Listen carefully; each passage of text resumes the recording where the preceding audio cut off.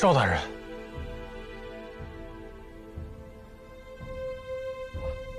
您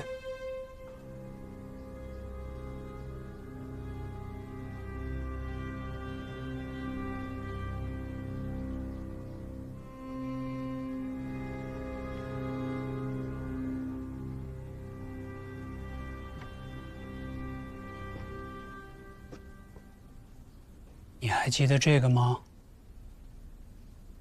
这是救你当晚从你身上取走的，就想有朝一日我们能以真面目相见时，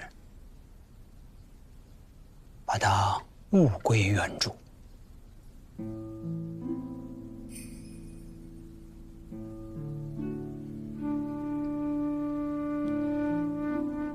之前局势并不明朗，我不敢贸然与你相认。这些年，我向你隐藏身份，就是怕你的仇人发现我们的关系非同一般，影响你的复仇大计。但如今，我不能继续隐藏了，因为你已经走到了这一步。这次，我理应同你一起。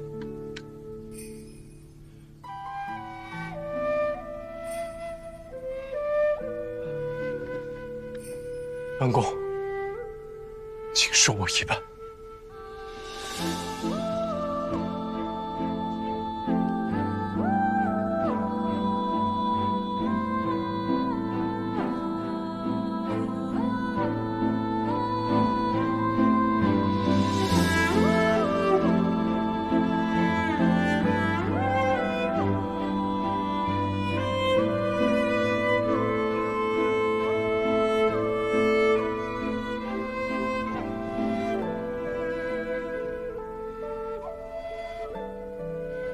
我们终于见面了。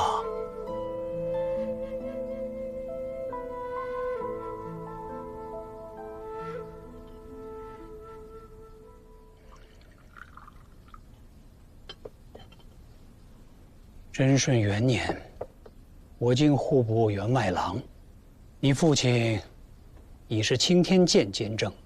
那一年发生了一起工程贪腐案。我上表求皇上彻查此案，可此案牵涉众多的达官显贵，我被人构陷。当时只有你父亲在朝堂上主动站出来替我申辩。正因为他不惜遭受牵连，也要救我，最终我才仅仅贬官了事。哎呀，当时我就发誓，此恩必当衔环结草以报。后来，我们常有书信往来。我远离京城，很多政事都是通过你父亲才有所了解，也因此在贬地治理有成。于贞顺5年，回到京城，官复原职。贞顺6年，你父亲要去东夏修建风扇台，从那之后，我们就再也没有见面了。但还是保持书信往来。3年后，我当时身处越州赈灾，突然接到了你父亲的密信，他想携全家离开京城隐居，恳求我接应。我本以为风扇台塌陷，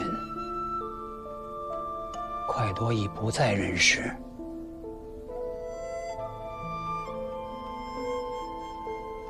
没想到他还活着。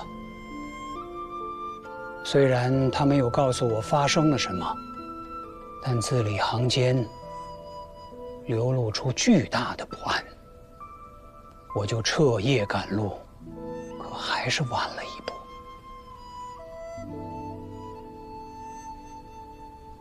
快家已是烧成一片火海。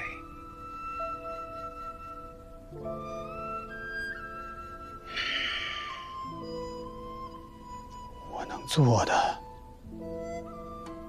只有救下他的儿子，以图来日。我将你送到了清泉镇，为你制定了复仇大计，让星斗高明教养你长大。谢谢师傅。这是我能为你父亲做的最后一件事。恩公，谢谢你。10年了，你终于出师了。接下来还有很多要做的事。首先要弄清楚石一平到底有没有问题。我这就差人去送拜帖，陪你去石府一探究竟。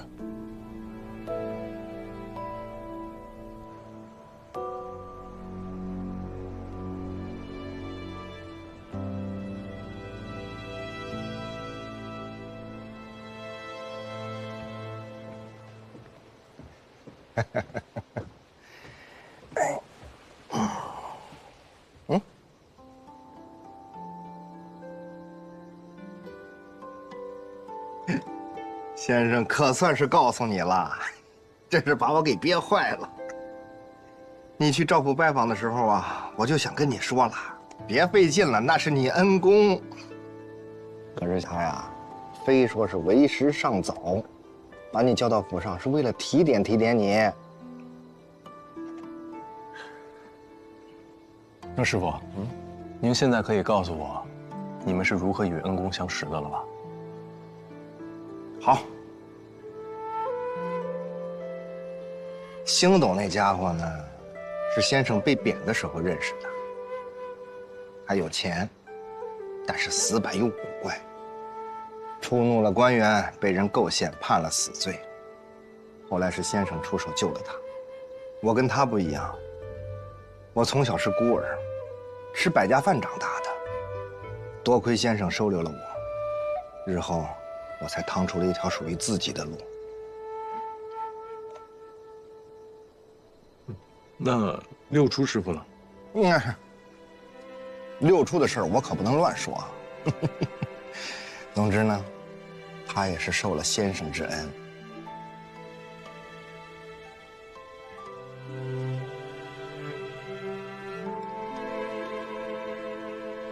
你要是埋怨师傅一直瞒着你，也是应该的。但我想，只要感情是真的，有时候谎言未见得是坏事。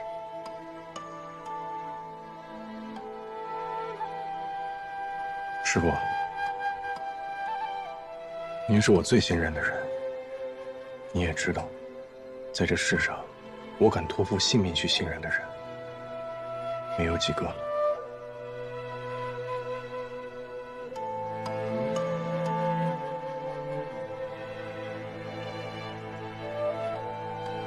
还是那句话，活着比什么都重要。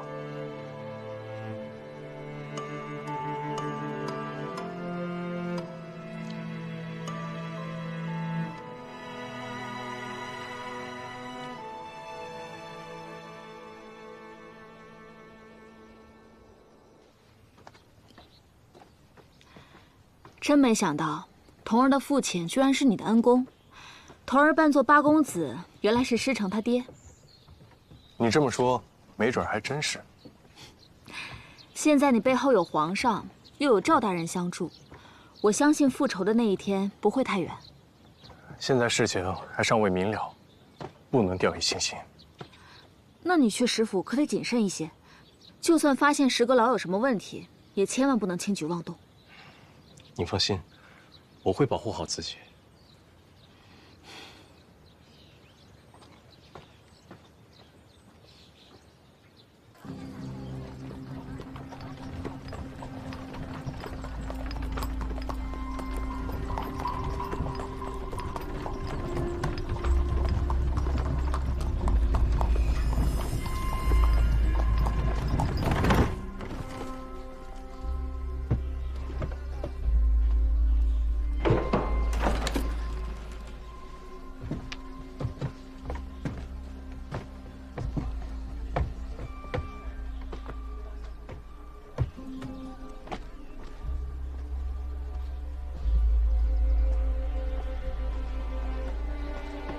赵大人，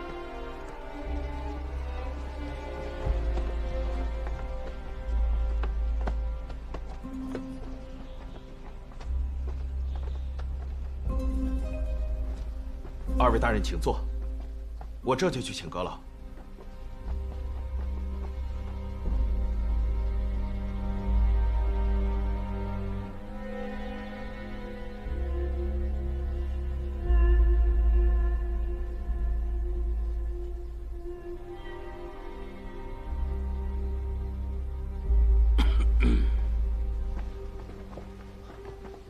石大人，石阁老，哎，都是同朝为官，赵大人又与我同在内阁，何必多礼？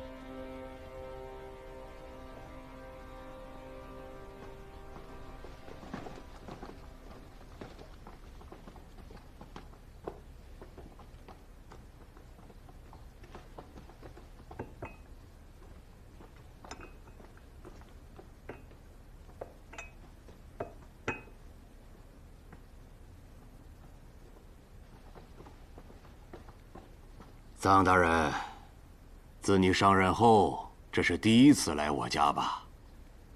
想不到，赵大人如此清流，你也能打上交道。自下官入朝以来，还没有来拜访过阁老，实在是下官的疏忽啊。臧海才任工部侍郎不久，我此番正是为了引荐而来，还望阁老多多提点他。赵大人自谦了。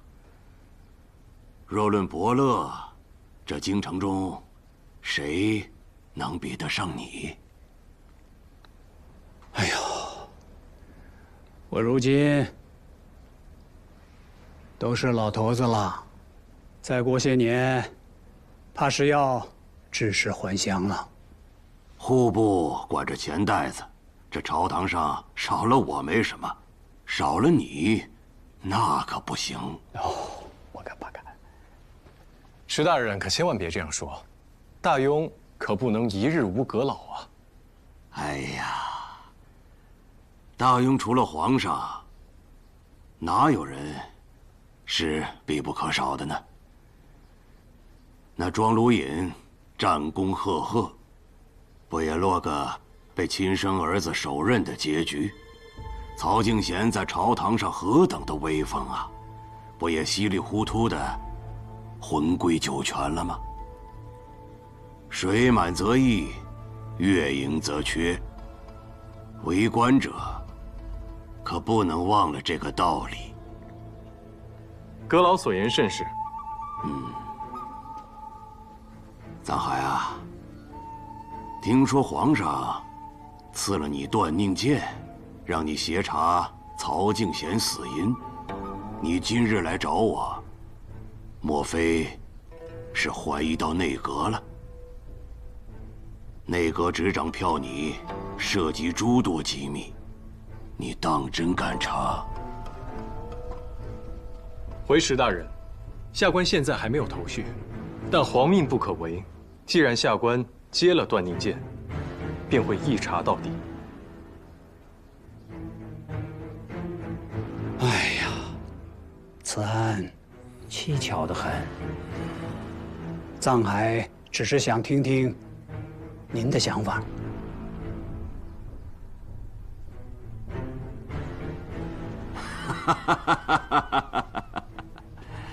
赵大人，你这伯乐的确当得好啊！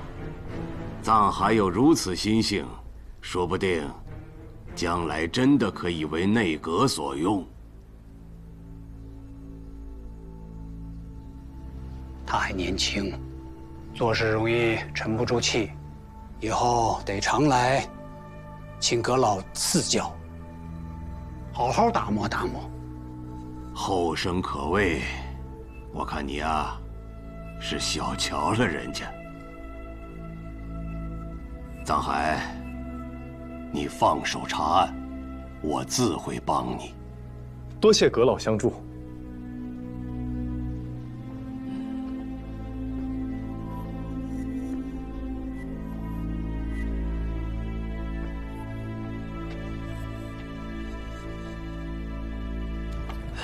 这个石阁老倒是十分坦然，竟然放手让我们去查内阁。他是想把你当做一柄刀，切入内阁中。石阁老就要动手收权了，但他不会明目张胆的去做这些事的。而我，恰好能成为他手里的刀，来巩固对内阁的掌控。我与他同朝为官多年，不知见过多少朝中大臣被他明里暗里的打压。之前你从青天剑递上去的那份名单，就是被他拿了去，大做文章。而曹敬贤的都尉司和内阁，这些年也是明争暗斗。可石一平在朝堂上对曹敬贤的态度，更是多变，时而针锋相对，时而又像是沆瀣一气。对了，恩公，我听闻石阁老是朝中出了名的爱画之人。方才我观察师傅前厅，的确挂满了价值不菲的画作，其中有几幅看着很眼熟，好像是前不久市面上还出现过的。听你这么一说，我想起了一件事。最近京城中字画的价格涨了近1倍，反而古董玉器倒跌了不少。看来这些高价收购字画的人，都去拜访石阁老了。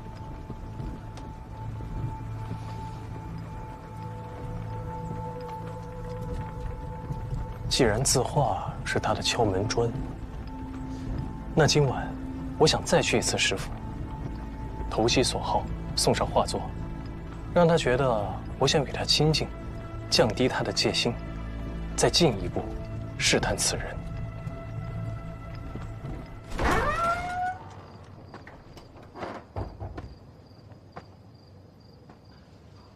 臧大人，这么晚了，可是有什么要紧事？白天拜访仓促，空手而来，此番特意带了名画2幅，请阁老提拔。大人，请随我来。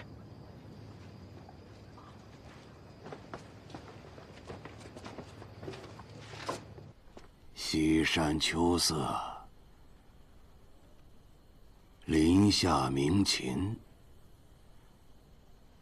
这2幅画都是真迹呀，想不到臧大人也有此雅好。阁老真是见笑了。您是精通丹青之学，下官不过是附庸风雅。我仰慕您的书法，特此来求提拔1、2，叨扰了您的休息，还请见谅。臧大人深夜来访，恐怕不只是提拔那么简单吧？不瞒阁老，下官白天在您这儿看到那幅《玉刃山风光图》，画的是冬夏名山，气势磅礴，甚是不凡，不禁心痒难耐，只求能再仔细观赏一番。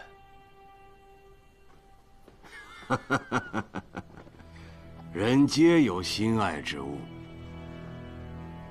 就好像我喜欢丹青，皇上喜欢木工。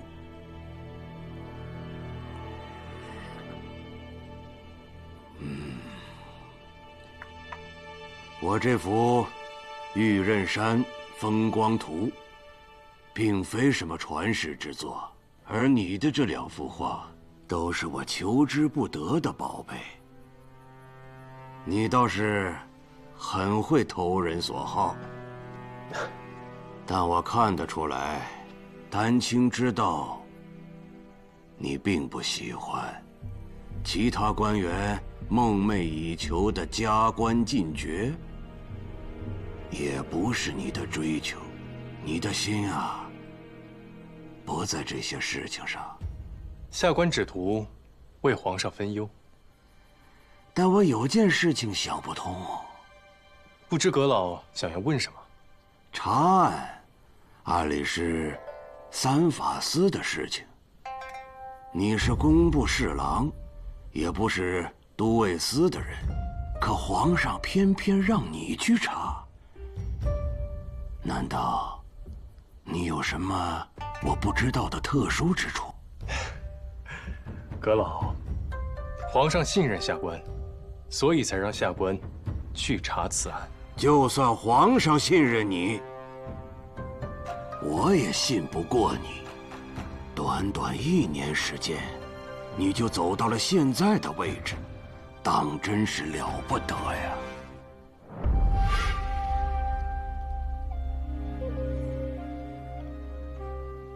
明日我就跟皇上说，把这差事交给我办，你就不用再操心了。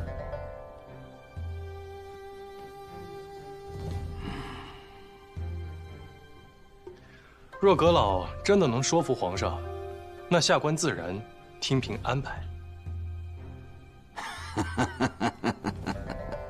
难道说，皇上不只要查曹敬贤之死，还有其他的事情要你去做？那您觉得还有何事要查呢？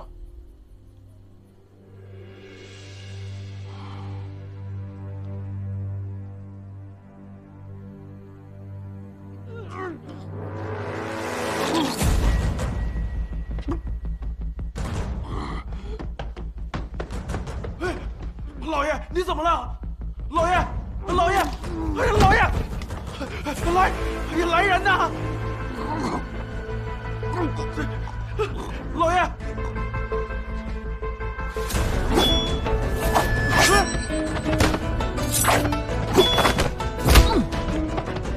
陆岩，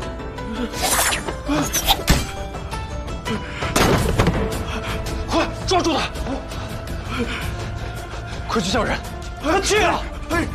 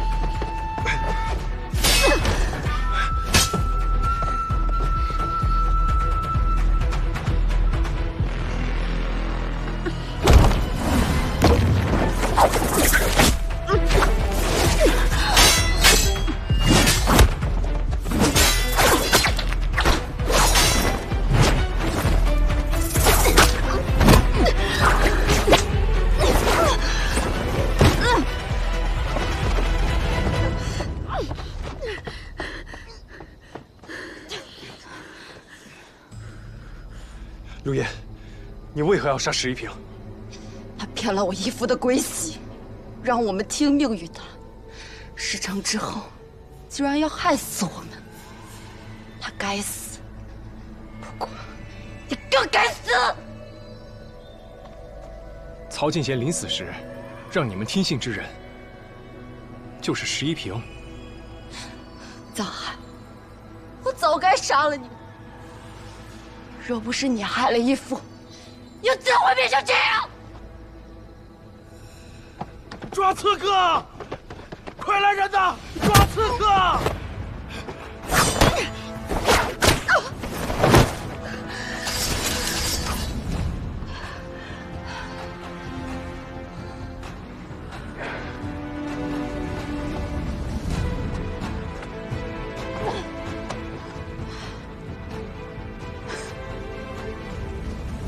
可惜没能杀了义父，叶儿来见你了。拦住他！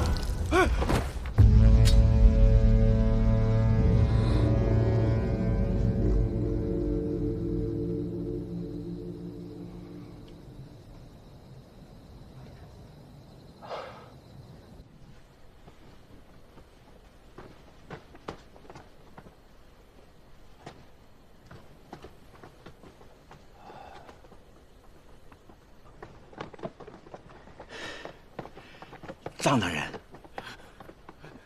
这府里头能藏东西的地方，都让人搜了一遍，可是什么都没找到啊！大人，你们到底要找什么呀？什么都没找到，就不能证明是他。这发生了这么大的事儿，无论如何，都得先向皇上禀告才是啊！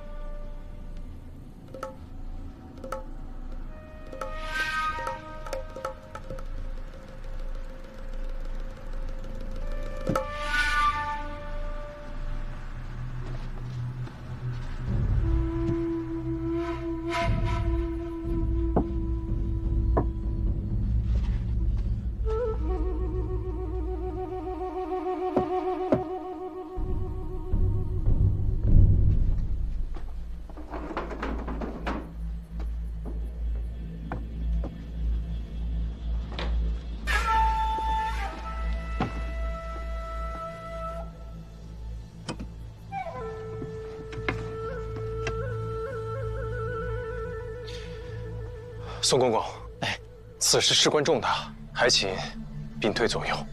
都下去，都下去。是。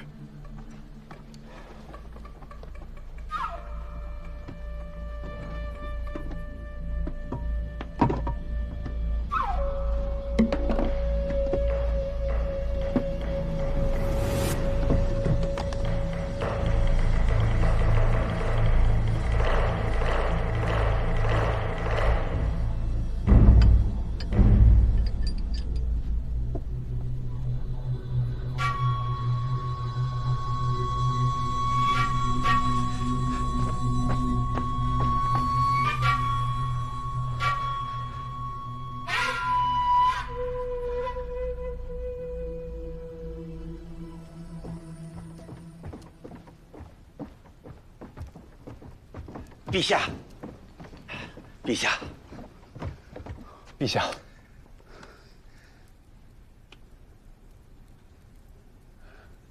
是朕的鬼玺。陛下，此物是从首府石一平家中找到。石一平是被曹进贤的近侍陆焉所杀，陆焉畏罪自尽。从他口中得知，曹府厂卫都是被石一平给毒死的。没想到，这幕后之人竟是石一平。朕的首府，每天都惦记着朕的东西。朕当真是走了眼啊！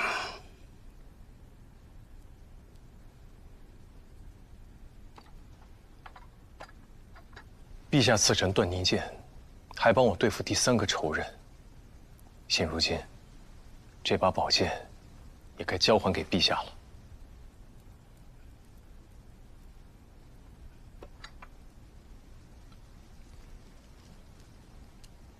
陛下，臣在十一嫔家中看到一幅画，想请您赐给臣。你相中了他们家的哪幅名画啊？倒不是什么名画，就是一幅画着东夏山脉的风光图。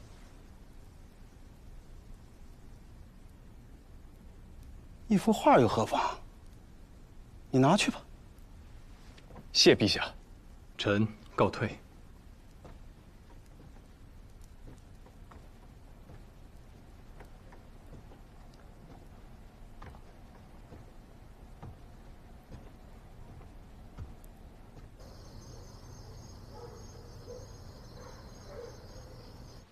藏海还好吗？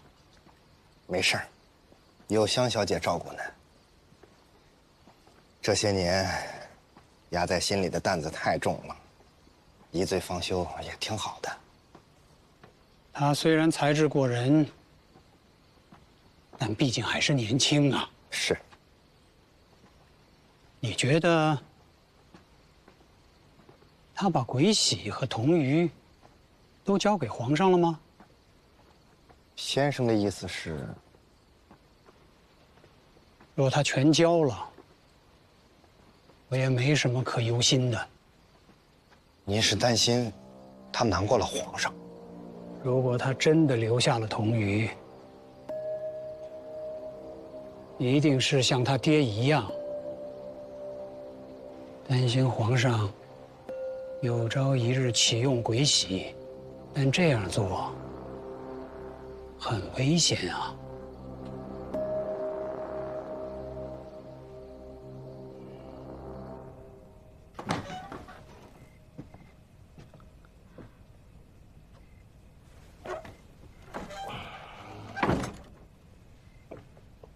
才睡下，怎么又起来了？喝了那么多酒，你要早些休息。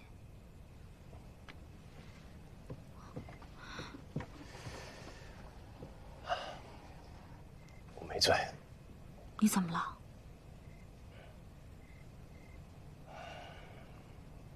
今天一切都那么顺利，我的最后一个仇人死了，还找到了鬼玺，但我心中总有挥之不去的疑虑。你在担心什么？为了找到第三人，我查了那么久。品京侯、曹敬贤，他们都将此人的身份藏得如此深。到了今天，我终于有机会可以直面他。可是他却突然就这么死在了我面前。如果第三人真的另有其人，他可以让陆烟用自己的性命来为我们演这样一出戏，还甘愿交出鬼玺和铜鱼，只是为了让我们相信石一平就是第三个人。若是这样，他的城府谋略远胜于曹敬贤和庄如隐。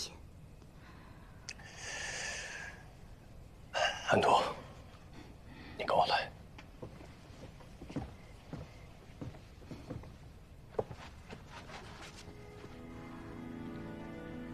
你仔细帮我看看。这画的确实是东夏的玉刃山。师傅管家交代，这幅画是最近才挂上去的。这说明什么？石一平家中竟是大庸名家之作，他为何单单将这幅东夏的画作挂在最醒目的地方？像是一开始就向我明示，它与鬼玺有关。难道是有人特意送了他此画，并想办法让他挂出，只为吸引我的注意？若真是如此，想必就是这个人指使陆烟将鬼玺和铜鱼藏进石府，布下这个局的人，才是我真正的仇人。但是铜鱼和鬼玺才是他最想要的东西，他就这么交出来，是为了什么？也许是为了我手里的那条铜鱼。原来如此。虽然两条铜鱼都在他手里，但是只有3条聚齐才能开启鬼玺，缺一不可。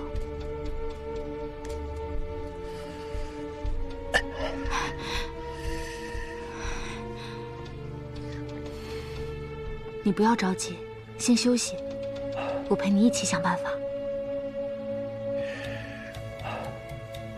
只是我心中的这份疑虑，怎么也放不下。反正我哪儿也不会去，我就陪着你。等到一切尘埃落定了，我们就像之前说的那样，离开京城，云游四方。到时候，你想不信守承诺都不行。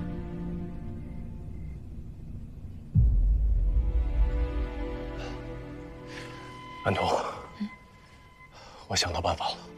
什么办法？辞官。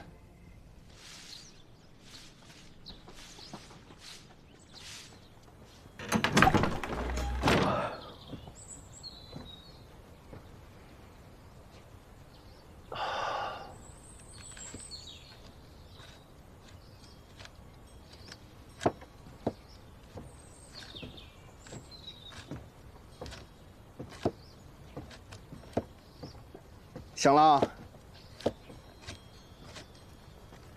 哎呀，哇，真香啊！别！哎，着什么急呀？还没好呢。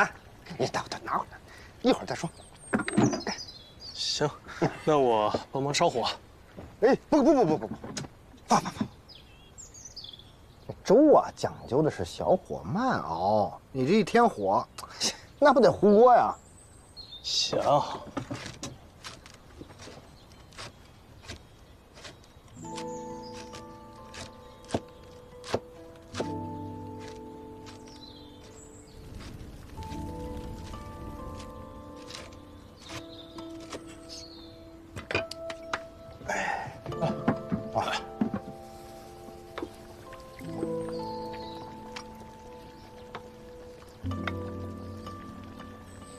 来，先尝尝。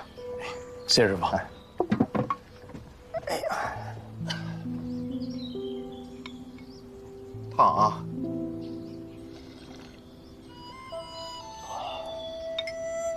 好喝。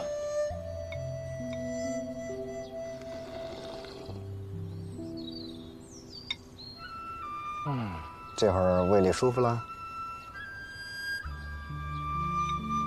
如今你大仇得报，师傅想跟你聊聊。昨夜你又喝醉了，还没来得及。师傅，没事儿，都已经过去了。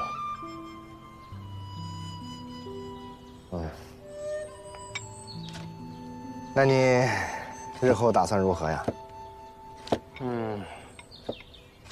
自然是辞官离开京城。师傅，我都已经想好了，你、我、安徒，官封施雷。安徒想把冯六银姬带上也可以，我们找一个地方，简简单单的过一辈子。当然，得是你们愿意的话。哎，那自然好啊。京城你了无牵挂，你又不想再继续当官，那咱离开京城便是了。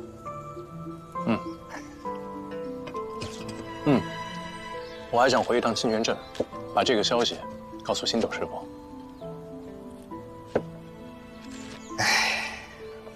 也不知那家伙还在不在那儿呢。哎呀，嘴上说了无牵挂，实际上是不想成为别人的牵挂。去了再说吧。差不多了。那我叫大家来吃饭，这件事儿也得跟他们说一声。好，那你去吧。哟，这啊，去吧。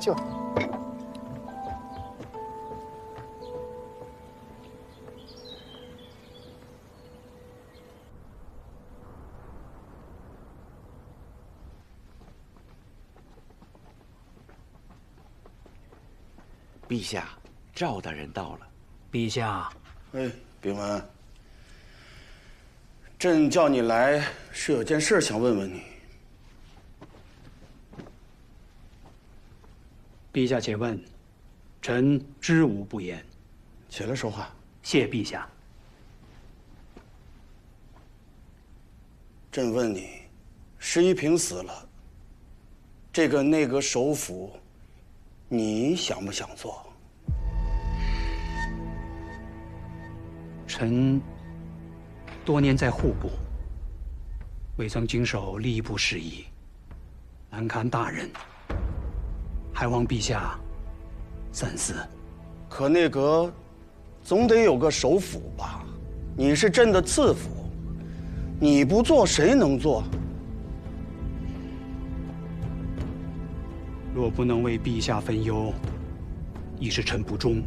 若陛下应允，臣愿暂代首辅之职，以待陛下择贤而人。好，暂代首辅也是首辅。往后内阁就你做主吧。臣必不负陛下所托。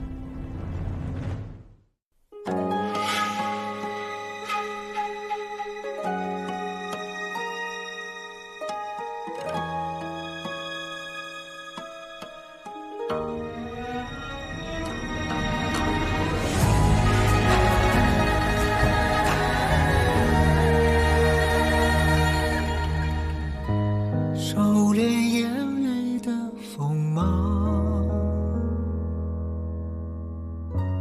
掌心念着危险的渴望，惊涛袖里藏，惊雷无声响，城府深，深不过我目光。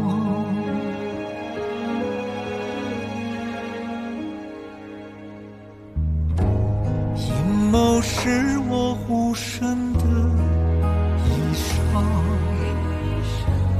阳谋是我纵横的刀枪，用隐忍的狂，稀释道德藏，也不黑，只因为我心滚烫。